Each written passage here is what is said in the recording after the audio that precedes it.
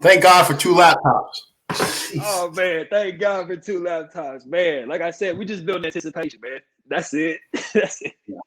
Well, let me apologize to you, but also your guests, because one thing being a former athlete has taught me is that time is money, and you don't like to waste people's time. So I do apologize for the technical difficulties, but I'm here now. I'm yeah, ready. Man. It is a pleasure to have you. It's not your fault, man. It's technology. Another thing we learn as athletes is never quit on the play. And you certainly didn't quit. Been on and off like 5 times, but we got you here, man. That's all that matters. No doubt. Well, thanks for having me. Of course, man. It's a pleasure. So I want to dive right in. I've been looking forward to talking to you before we get into you recruit you and all that.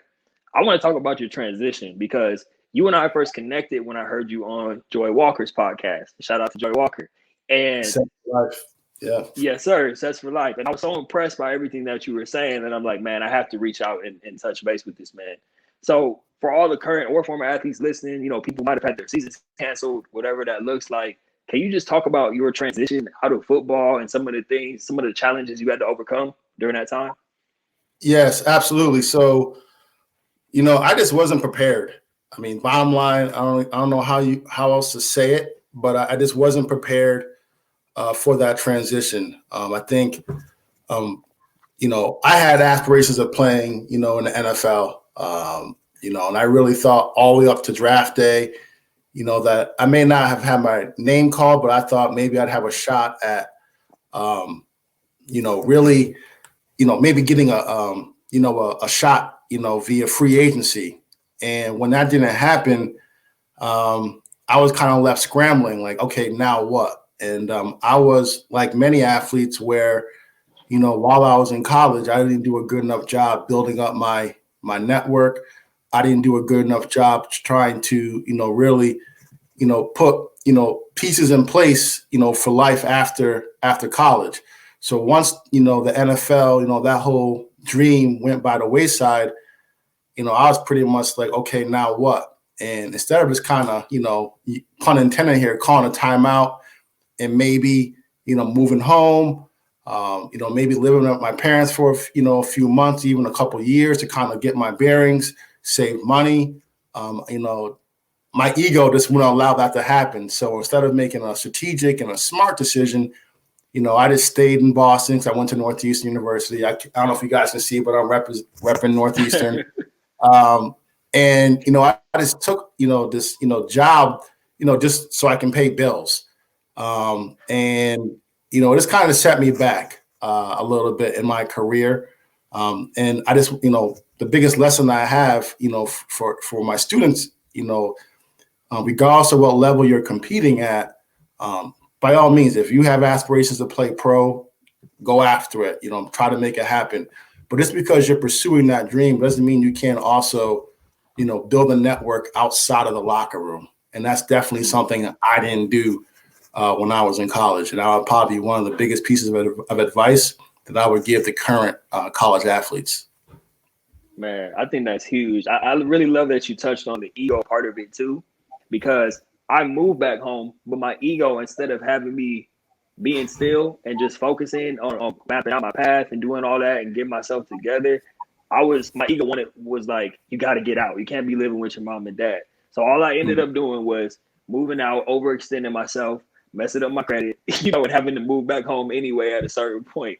So one of the things that I really enjoyed hearing you touch on as well was the advice that you give to parents of athletes who are going through transition. I've heard you speak on that, and you dropped some gems on that one. So can you speak to the parents of athletes who are going through transition right now?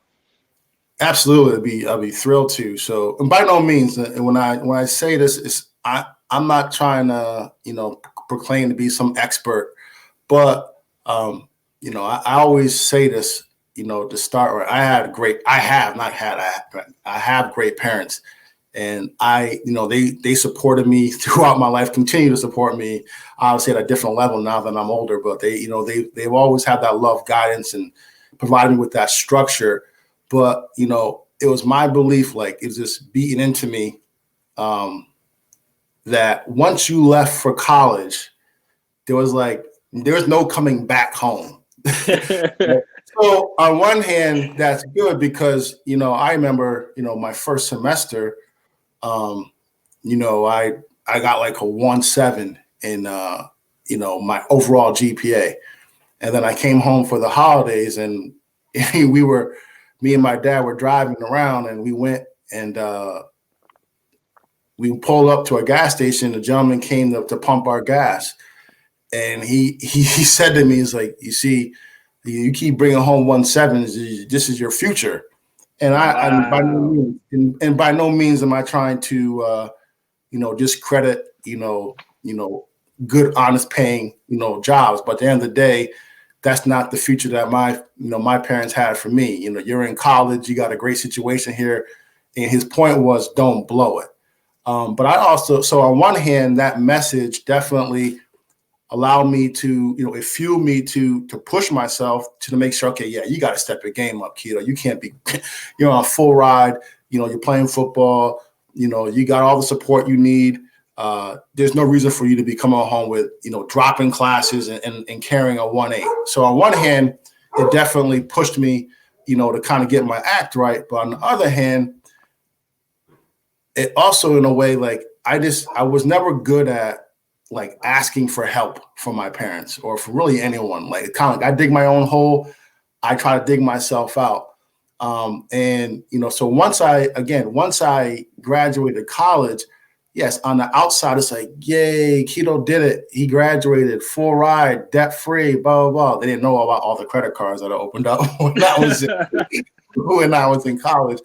But so the advice I get to my parents, now I know I'm taking a little while to get to it, but your sons, your daughters, in many cases have been playing sports for, let's say they're fortunate enough to go all the way up through college. And let's say they started playing soccer or softball like at, call it 8 years old. So now 8 to 20 years old, that's 12 years of their life, 12, 13 years that they've been playing a particular sport, whatever it may be. And then all of a sudden it's over. So just imagine that big gap that they have, and they don't really know what to do. And they may, on the surface, it may seem like they have everything figured out, but that's really that time where they need you more than they've ever needed you, because there is this big void, and they may turn to other things to fill that void. So you want to, just let your kids know that, hey, we're never going to stop being your parents. We're super proud of you for going away and graduating, but make no mistake about it. If you still need some time to figure some next steps out, to be strategic here, don't be afraid to move back home. And that way, they can, instead of just hunting for like a random job just to pay bills, now they can actually look for a career. And again, some parents say, well, you had 4 years, you had 5 years to figure that out. Well, listen, that's try to put yourself in their shoes when you were 21, 22. You didn't have all the answers back then. And it's not fair to think your son or daughter has all the answers now, no matter how great of a parent you are. Yeah, man. Thank you for sharing that, Kito, because I've always loved that advice that you give, speaking directly to the parents. Yeah. I think that's key. And I want to, let's move on, because I definitely want to talk about You Recruit You. This is another one of those situations where you realize there was a need, but I want to hear directly from you. What was the process like of you just saying, hey, I have this idea, I'm going to run with this, and then boom, You Recruit You is born? Like, what was that process like? Yeah, absolutely. So I graduated, and obviously I figured out my career. But I've always done sales, right? I've always done, business to business, B2B sales as my career, and still do it. I mean, I have You Recruit You, but as that's building up, like many, entrepreneurs, I still have my 9 to 5. So I am balancing the two. But at my 9 to 5, I'm a sales manager, and probably 2-3 years ago, maybe, one of my sales reps, she came, I could hear her on the phone. I know, she was talking to her older son, who was a senior. He played football, and she was just telling him, like, it's going to be okay. It's going to be all right. Don't worry about it. And I was like, huh. And it was like at the very end of the day, we were just the two of us in the back room. And, in the sales, we call it the sales pit, whatever. So I overheard her conversation. And anyway, I said to her, I was like, is everything okay? She was like, yeah, his name's Kyle. I was like, Kyle, he's just getting really frustrated because, he's not getting recruited. And she was just, as a mom, you could just tell, how moms are. She put on that mama bear hat, and she just was really upset because, her son has worked so hard, but he was really getting no real attention from college coaches. And then she proceeded to kind of blame the coach. He's not helping him at all. The school's not doing anything. We pay all this money to send, all this different stuff. I'm not going to go into all the details, but the bottom line is I just said, all right. And as we were walking outside, we went to the parking lot. And I just probably spent, 30, 45 minutes with her in the parking lot. Just kind of, and she knew I played football in college. And I was just kind of telling her my story and it's really like debunking a number of the myths that, that she was kind of, sharing with me throughout the whole time. He's an all-star. That means he should be recruited. It's the coach's job to recruit, to get him recruited, everything under the sun. And I just kind of said, you really need to, I set her straight in a very polite way. Mm-hmm. So anyway, fast forward the next morning, she comes in with like a Starbucks gift card. And she says, Kito, like, first of all, thank you for just, taking off your sales manager hat and just like being there for me as just like as a friend and just really opening my eyes to how this whole process works. She's like, I got to tell you, like, I know you love what you do and you're good at it, but like, I think you should consider doing something else for like people like me, because we're all clueless. None of us know what we're doing. And it's like, I think you should really consider doing this. And I thought about it and I was like, I think she's right. And I went home and I was talking to my wife about it. She's like, well, aren't there other, recruiting? So I was like, yeah, but I was like, and I say this, humbly, but it's like, yeah, there are other, groups that would do something similar to what I do, but ain't no one do it like me. And that's I felt right. Like, and I said it in a way, again, not to be cocky, but just more like, my message, the way I deliver it, yes, I'm going to be in your face and straightforward, but at the same time, I'm not just there to beat you up and beat you down and crush your dreams, but it's to kind of like set you up, give you a reality check and then say, okay, here's the tools now to overcome the odds that are against you.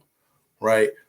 So instead of us having a pity party, let's control what we can control, put together a plan of attack and get after this thing so that your dreams are realized. But it's going to take some work. And but yeah, that was really how I started it. It was just a matter of that one coworker. She was just, I was able to, in that brief moment, I felt like I was there at that time, because I actually had a meeting that was canceled that, I was supposed to be out of the office. But my meeting got canceled. So I was just there doing some office work and I overheard her and then we just had that conversation and then, the rest is history. Man, that's an awesome story. And that's not a coincidence. Like you said, that you were supposed to be out of the office and you just so happened to be there during that conversation. Like, that's a cool origin story, man. I didn't even know that. I didn't even know that that's how it came about. Yeah, kind of like serendipitously, if I said that word right, by accident, just because I did it. Serendipity. Dude, Walt Clyde Frazier, he said, I don't know if you follow the Knicks basketball, but he's a play-by-play guy. Walt Clyde Frazier, he uses that word serendipity all the time.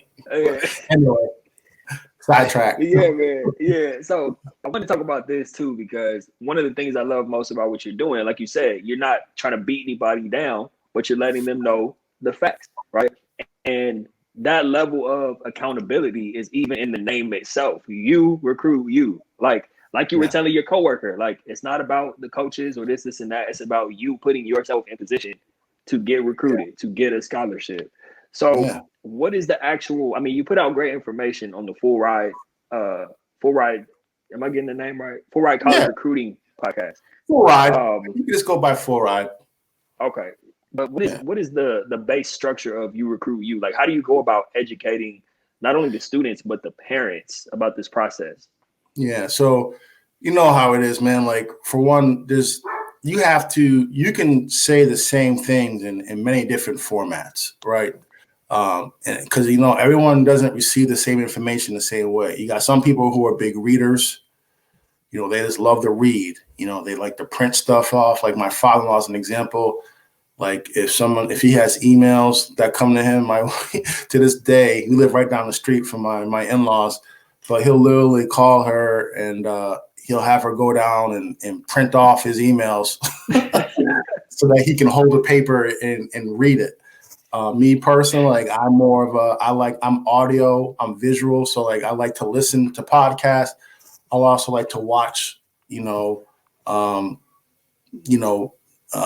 YouTube type stuff. So my thing is, I try to be where the quote unquote student is. I want to meet them where they are. And I know that, with podcasting, that's a big, distribution, channel, if you will. So we have Full Ride. It's just the free resource. And I feel on that particular platform, I'm primarily talking to parents because, most of the, your 15, 16, 17-year-olds, they're not going to, listen to a podcast. But I figure I can reach them through their parents by publishing a new episode of Full Ride every single Thursday, right? I think I'm on episode 91 or 92 now. And like, I feel like if I could just hit them consistently every single week, then they bring that information to their son or to their daughter. So that's one way I meet them. Another way now for the athletes, themselves, I know they're more on Instagram, they're on Twitter. So I'll post quick little videos, whether it's not always myself either. A lot of times I'm sharing content from other people.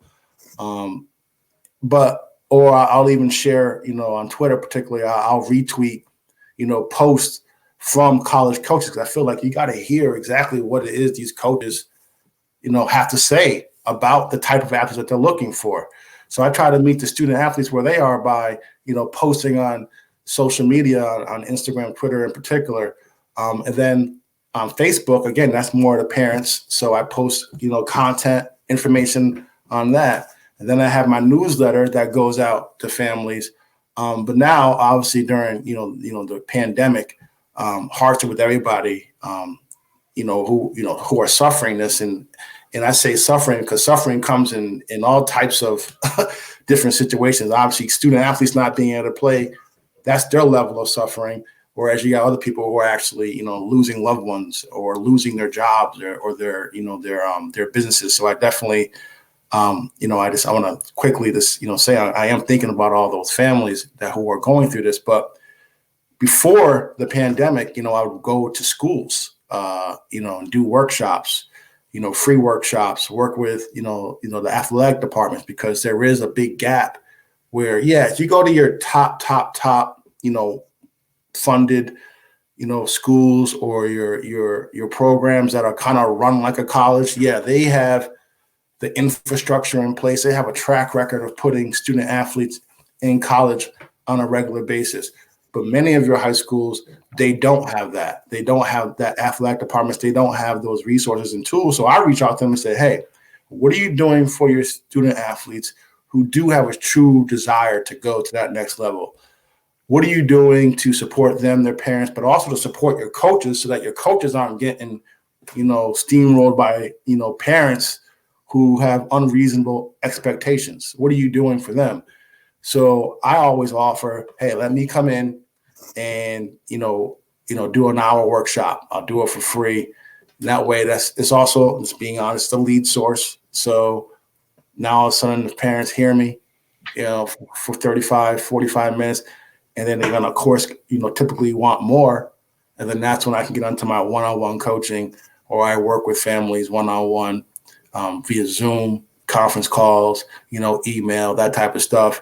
I can help hold them accountable, but also give them some real strategies, one-on-one strategy that's particularly for their student athlete, because that's one of the things that a lot of people don't understand is that, like, the recruiting process, yes, there are some commonalities, But at the end of the day, like, the process is so different for every recruit. I mean, depending on the sport, depending on your GPA, depends on your goals, depending on the school you go to. Like, you just can't take a, one size fits all approach.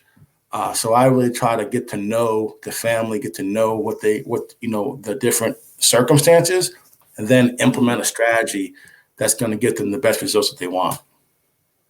I think that's great, Kito. And I think it's especially great that you're doing it. You're customizing it. It's not like a cookie cutter. You're really getting to know the student. You're really getting to know the family, so you can create a custom game plan for them to be able to get recruited or get a scholarship, instead of being like, just follow these 5 steps.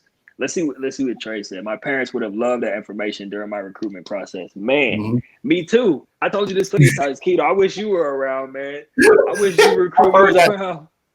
I've heard that so many times, and that was one thing that my old coworker said to me. He's like, "Oh my God, I wish I had known you had all this information, 2 years ago when he was a sophomore." Because a lot of times, that's another thing, is just like, I always tell families, though, just real talk, real quick, like, it's never too late, though, right? Like, and that's the thing that I think sometimes people think, like, well, if I don't get a scholarship outside, as soon as I leave high school, then it's a wrap for me. It's like, no, I mean, that's the ideal way to go. But if you truly are about that action, well, you guys play sports and I played football. So a term that we use in football, when we go to a line of scrimmage, actually you too, you go to a line of scrimmage, right? You're on offense. Let's say you call a run play and they got 9 guys in the box. Well, what does the quarterback do? They call an audible. They get you out of that bad play. It's okay. We still want to get a first down. But we got to go a different route to get that first down, right? We got to call an audible. Same exact thing with you as a family. Yeah, you wanted to go from high school right to college, 4-year D1 program, full ride. Yeah, but guess what? That's not the play that, the play that you ran up until this point didn't get you that. So now you got to call timeout. You got to make some adjustments, call an audible, whatever you want to say, and then figure out another path to get to that end result. So, yes, definitely. I hear it all the time with families. Oh, I wish I had met you before.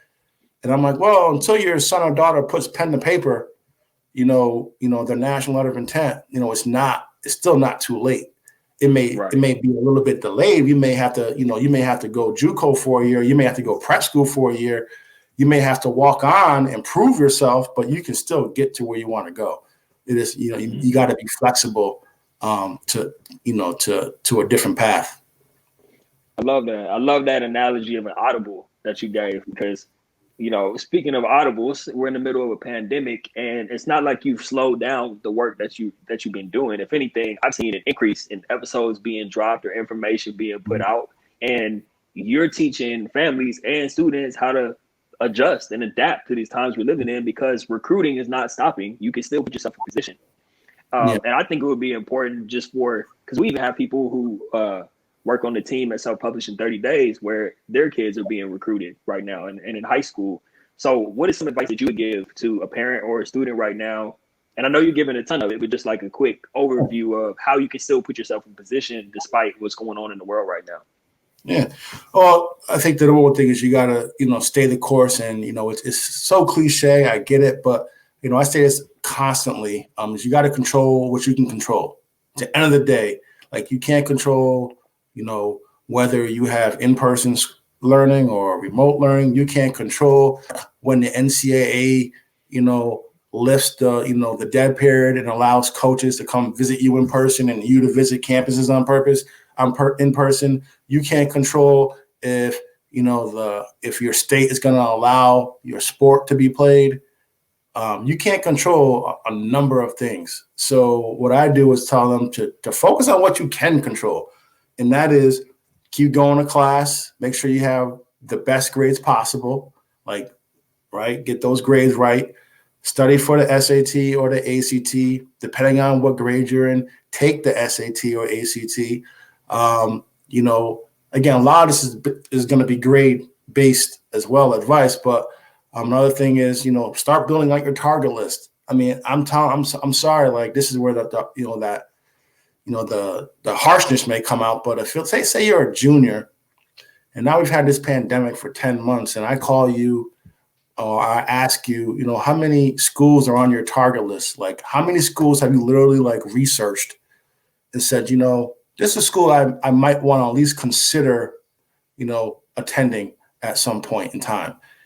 And you give me like a list of like one or two schools, well, then I'm going to immediately say, oh, so you're not really trying to go to that next level, because you should have at least 30, 40, 50 schools on your target list.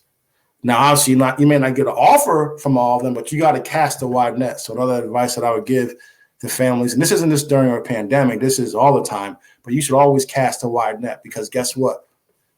College coaches cast a wide net with recruits, right? They may be recruiting, let's say, quarterback as an example. They may only want to bring in 2 scholarship quarterbacks, but you best believe they're talking to at least 20 quarterbacks that fit their mode, because they know the numbers say that all 20 of those kids aren't going to be interested in them. So they got to cast a wide net. It's the same exact thing that you have to do as a family, is you have to be casting a wide net. So one way you can do that is certainly, fill out their online questionnaires. So you get into their database. If you're a junior or senior, you take advantage of the fact that you can email them right now. Take advantage of the fact that you can call them right now. I just saw Trey say, be realistic with the target list. Yes, going back to the target list. Yes, you can have a list of 50 schools on it, but, real talk, if you're, a Division II type player, if your target list has 50, Division I programs, well, then that's not a really good target list. So yes, cast a wide net, have 50 schools on it, but you also have to be very realistic with their ability as well. So those are some of the things you can do. And then lastly, I would say leverage social media. Again, if you're like a junior right now, let's say you played JV last year, so you don't have any varsity film. Maybe you have travel film though. But so you're a junior right now. So last year you didn't get to, really, you didn't play on varsity. And then this year you didn't have a season yet, or you didn't have one at all. You really don't have any varsity film.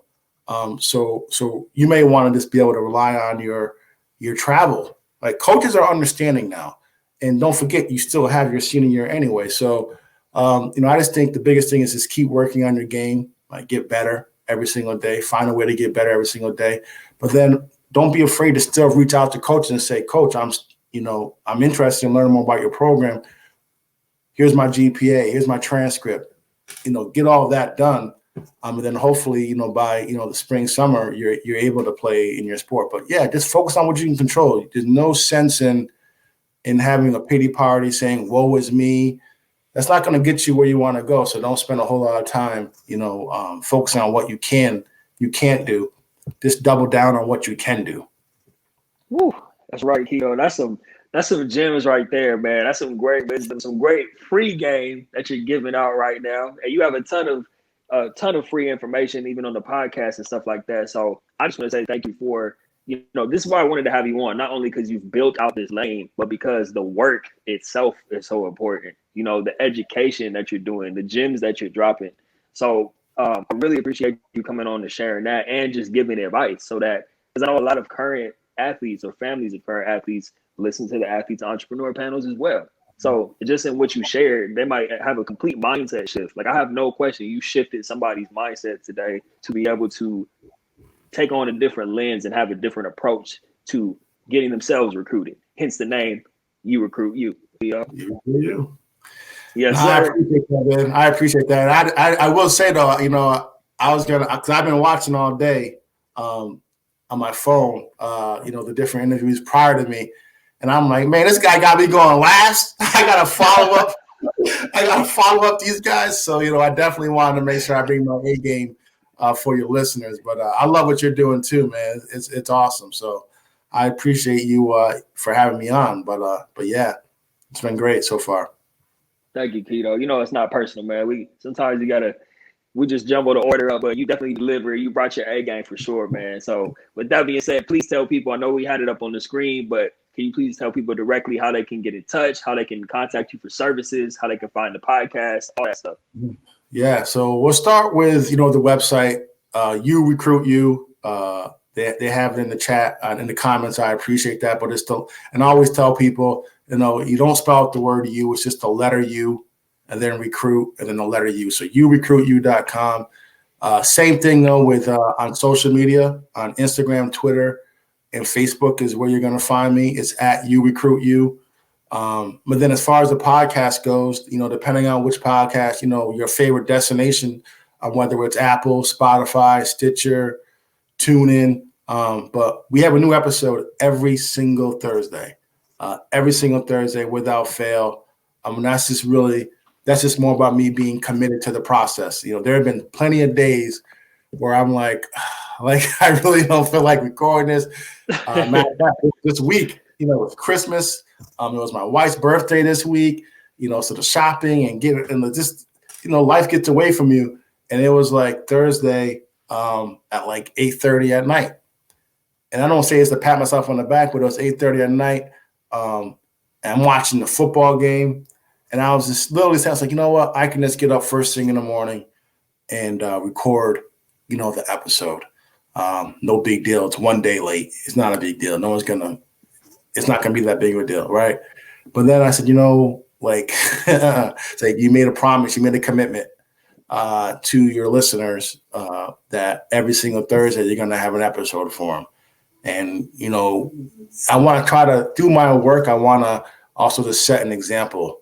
I don't want to just be a talker. I actually want to exemplify it in my example. So I recorded it. It got out. I think it was like 9:15, 9 o'clock on Thursday. But yeah, you can listen to Full Ride, the college recruiting podcast. If you just type in Full Ride, you'll see it. It'll pop up. But yeah, new episodes every single Thursday for you guys. And I really am proud of the podcast. And we really want to keep it growing. So you can subscribe to it. And if you like what you hear, keep coming back every Thursday. That's right, man. Kito, that's a perfect way to wrap up the show with what you just shared. How you could have let yourself off the hook, but you recorded the episode and posted it anyway, man. And that's why we're here. That's that athletic mindset tying into entrepreneurship. That's why athletes make great entrepreneurs. So definitely appreciate you sharing that. I appreciate you sharing everything that you shared, So with that, we'll wrap it up. Please go support, get in touch with Kito. Check out yourecruityou.com. Check out the Full Ride podcast, available on all platforms. Thank you all for being here with us today. This has been another great Athlete to Entrepreneur panel, and we'll see you next month back with another fire lineup. Kito, see you soon, man. Thank you, my man. Appreciate you. Keep doing the great things you're doing.